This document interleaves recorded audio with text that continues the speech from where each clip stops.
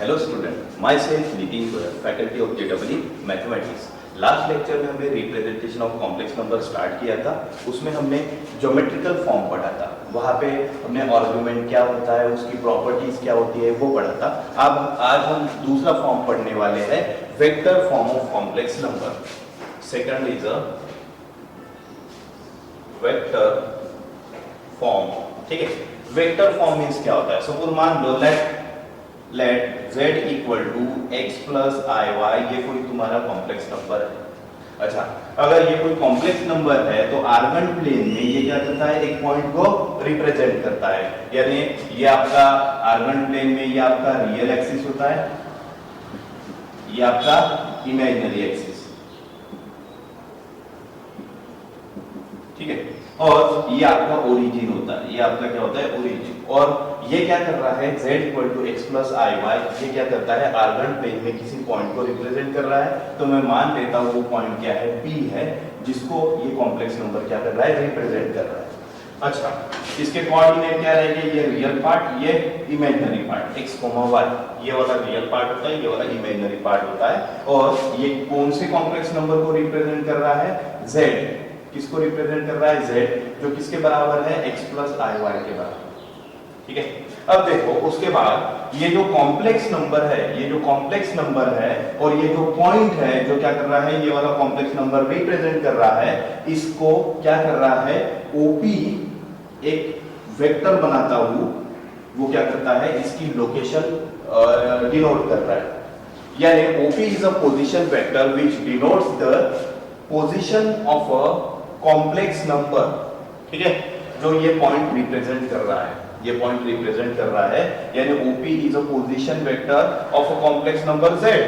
Therefore it is your vector form of complex number. यानी जिस form में एखादा वेक्टर क्या करता है, कॉम्प्लेक्स नंबर को रिप्रेजेंट करता है, this vector is called your position vector and this form is called your vector form. तो आप बोल सकते हो यहां पे OP is a position vector, shortcut में लिख रहा हूं, OP is a position vector of a point P that is x, y which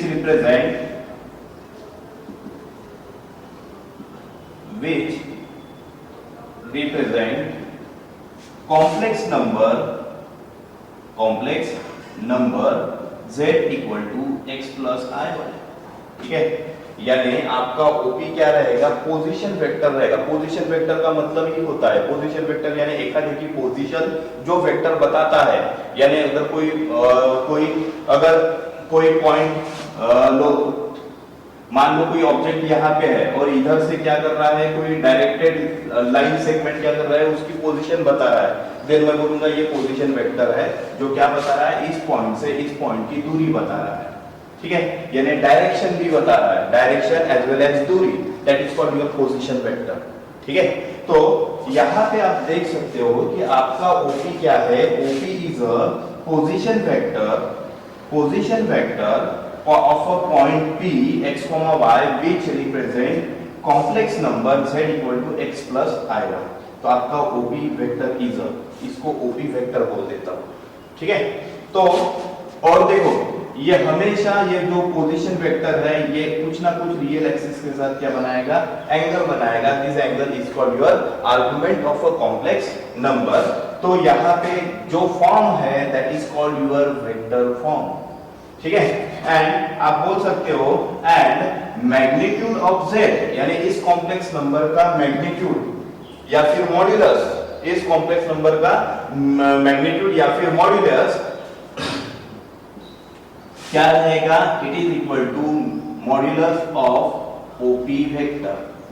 ये किसके बराबर रहेगा, modulus of OP vector, that is your vector form of complex number. इससे ज्यादा हमको कुछ डील नहीं करना है, बस ध्यान में रखना है कि अगर किसी कॉम्प्लेक्स नंबर को आर्गन प्लेन में उसका जो पॉइंट रिप्रेजेंट करता है, उस पॉइंट का पोजीशन वेक्टर होता है ना, एक आधे रेफरेंस पॉइंट से क्या निकालता हूं मैं, पोजीशन वेक्टर निकालता हूं, then this vector is called your this form is called your vector form.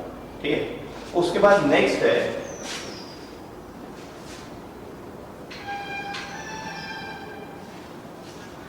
Polar form, polar form means क्या होता है? देखो, मान लो let z equal to x plus i y, that is your complex number, और ये complex number मैं क्या करता हूं, आर्गन प्लेन में रिप्रेजेंट करता हूं।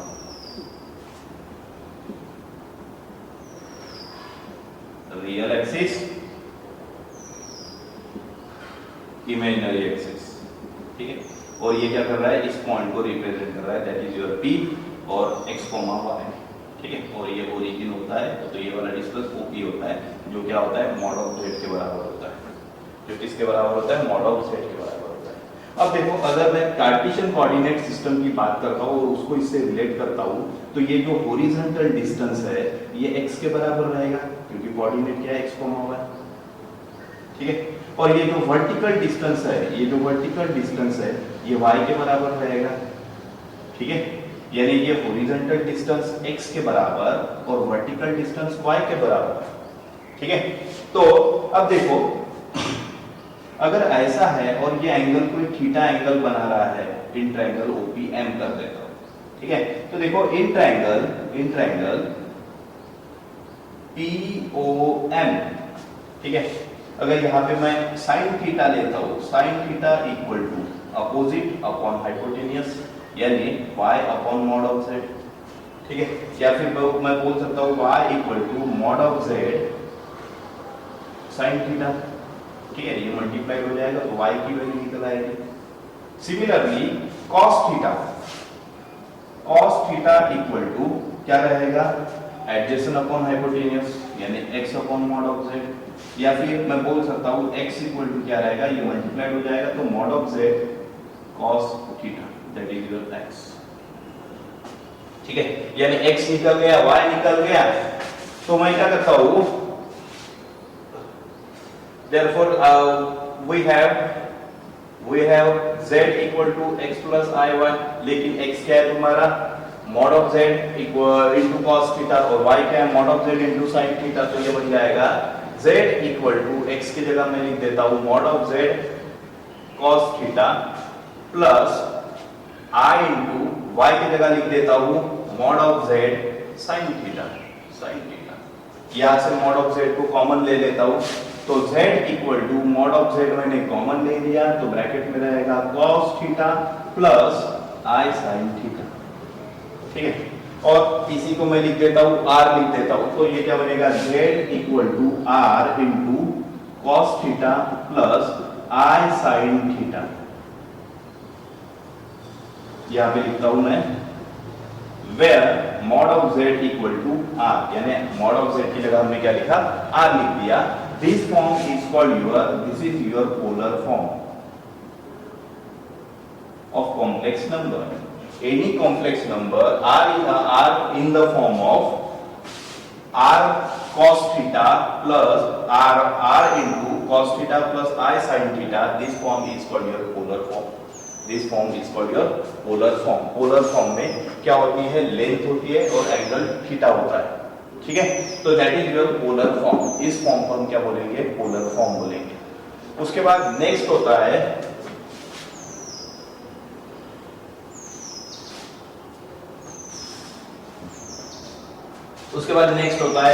Euler form.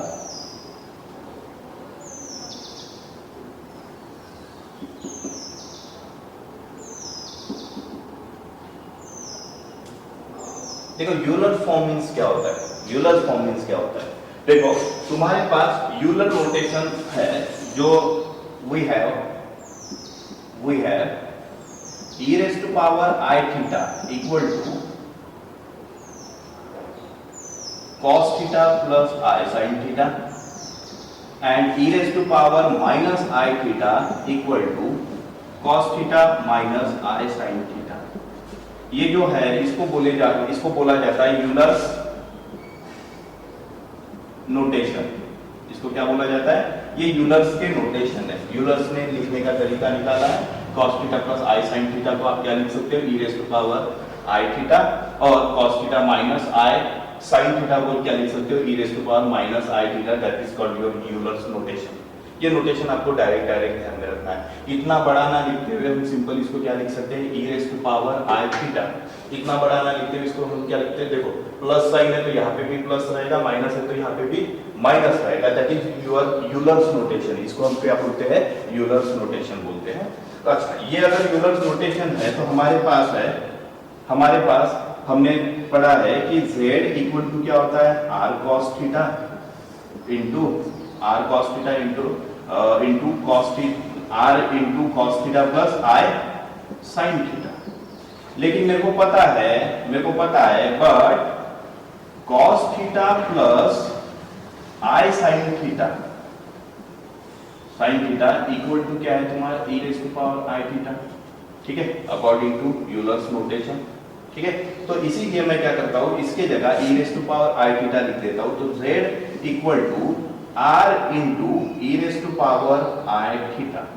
That is your Euler's form of complex number. ये क्या है तुम्हारा, Euler's form of complex number. ये क्या है तुम्हारा, Euler's form of complex number. Again यहाँ पे जो where r is a mod of z, modulus of z है, और यहाँ पे जो थीटा है is a argument of z,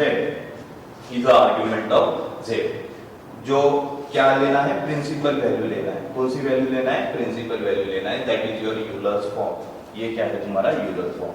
इस तरह हमारे पूरे फॉर्म खत्म होते हैं। पहला फॉर्म है हमारा ज्योमेट्रिक फॉर्म, दूसरा है वेक्टर फॉर्म, तीसरा है पोलर फॉर्म, और चौथा है तुम्हारा यूलर्स फॉर्म। ठीक है, उसके बाद नेक्स्ट है, ये फॉर्म खत्म होने के बाद अच्छा कन्वर्जन होते हैं, है ना। यूलर्स को पोलर्स में कन्वर्ट करो, पोलर्स को ज्योमेट्रिक फॉर्म में कन्वर्ट करो, या फिर अगर कोई यूलर्स है तो उसको ज्योमेट्रिक फॉर्म में लेके आ जाओ, है ना। तो कन्वर्जन भी बहुत इजी होता है, कोई उसमें कोई टेंशन नहीं होता है। बस आपको वो स्टैंडर्ड फॉर्म ध्यान में रखना है। जैसे कि स्टैंडर्ड फॉर्म बोले तो ज्योमेट्रिकल फॉर्म, उसके बाद पोलर फॉर्म का स्टैंडर्ड फॉर्म क्या होता है, r into cos theta plus i sin theta. That is your standard form of polar form. उसके बाद यूलर फॉर्म क्या होता है, z equal to r into e raised to power i theta. That is your standard form, Euler form में होता है। ठीक है, अब उसके बाद होता है एक डिमॉर्गस theorem.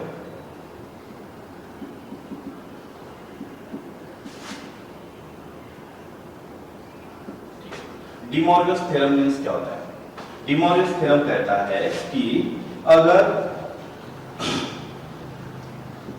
cos theta plus i sin theta raise to power n है, it is equal to cos n theta plus I sin n theta। ठीक है, where n belongs to integer। z बोले तो यहाँ पे z बोले तो कॉम्प्लेक्स नंबर नहीं है, यहाँ पे z बोले तो इंटीजर्स है। तो ये डिमॉर्गस थ्योरम है, ये ध्यान में रखना है। देखो कॉम्प्लेक्स नंबर में जितना भी जरूरी टॉपिक है वो सभी टॉपिक मैं ले रहा हूँ, वही टॉपिक पढ़ना है, उसी पे क्वेश्चंस होते हैं। जैसे कि डिमॉर्गस थ्योरम, ये भी टॉपिक जरूरी है। अगर cos of theta plus i sin theta raise to power n है, तो then according to De Morgan's theorem ये क्या रहेगा, cos n theta plus i sin n theta. ठीक है, यानी जो भी पावर है वो थीटा के साथ जोड़ देना है और एडिशन हो गया, एज इट इज रहेगा। ठीक है, जो भी पावर है वो क्या कर लोगे, थीटा के साथ जोड़ दोगे। और यहाँ पे माइनस, अगर माइनस रहता है तो भी कोई दिक्कत नहीं है, सेम फॉर्मूला यूज करना है। अगर कल को मान लो अगर ऐसा है cos theta plus i sin theta raise to power minus n, तो ये आप लिख सकते हो cos of n theta minus of i sin n theta. ठीक है, ये भी आपका डिमॉर्गस थ्योरम ही है। ठीक है, और देखो यहाँ पे माइनस से कोई दिक्कत नहीं होगी, क्यों, क्योंकि यहाँ पे अगर माइनस जनरेट होता है, माइनस ऑफ n थीटा करते हो, जैसे कि यहाँ पे प्लस n थीटा था तो प्लस n थीटा यहाँ पे कर दिया मैंने। यहाँ पे माइनस है तो माइनस n थीटा करूंगा, लेकिन cos क्या करता है, नेगेटिव को पॉजिटिव कर देता है, यानी एंगल वो नेगेटिव रखता है क्या, नहीं। लेकिन साइन क्या करता है, अगर एंगल नेगेटिव होता है तो वही साइन क्या कर लेता है, माइनस ऑफ थीटा बन जाता है, तो ये माइनस निकल जाएगा। ठीक है, that is also your De Morgan's theorem. ये आपको दोनों थ्योरम ध्यान में रखना है, दैट इज डिमॉर्गस थ्योरम। और उसके बाद यहाँ पे और एक टॉपिक होता है ट्रायंगल इनइक्वालिटी, ट्रायंगल इनइक्वालिटी में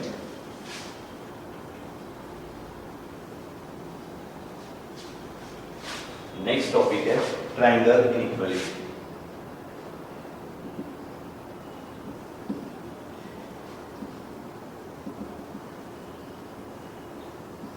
देखो ट्रायंगल इनइक्वालिटी, ट्रायंगल इनइक्वालिटी में देखो क्या होता है,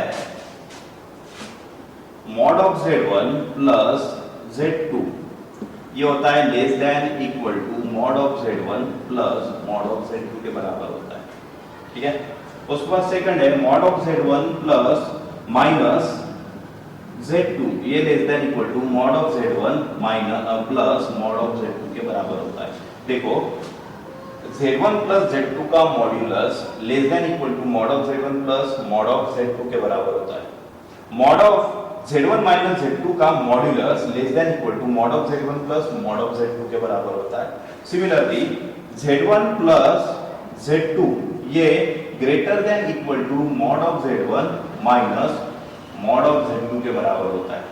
और सिमिलरली z1 माइनस z2 का modulus greater than equal to mod of z1 minus mod of z2 के बराबर होता है। That is your triangle inequality, ये भी ध्यान में रखना है, ठीक है। ये डायरेक्ट ध्यान में रखना है कि z1 प्लस z2 का जो मॉड है वो लेस देन इक्वल टू क्या होता है, mod of z1 plus mod of z2 के बराबर। z1 माइनस z2 का जो मॉड है ये less than equal to mod of z1 plus mod of z2 के बराबर। और यहाँ पे mod of z1 plus z2 का mod greater than equal to mod of z1 minus z2 और z1 माइनस ऑफ z2 का modulus greater than equal to mod of z1 minus z2, ठीक है। ये हमेशा ध्यान में रखना है, ये triangle inequality, that is called your triangle inequality. और नेक्स्ट लेक्चर में हम देखेंगे cube root of unity of a complex number. आज जितने टॉपिक पढ़ा है वो नोट करके उसके नोट्स बना के आपको ये ध्यान में रखना है। और जब हमारा पूरा टॉपिक हो जाएगा उसके बाद हम इसके प्रॉब्लम लेने वाले हैं। Thank you very much.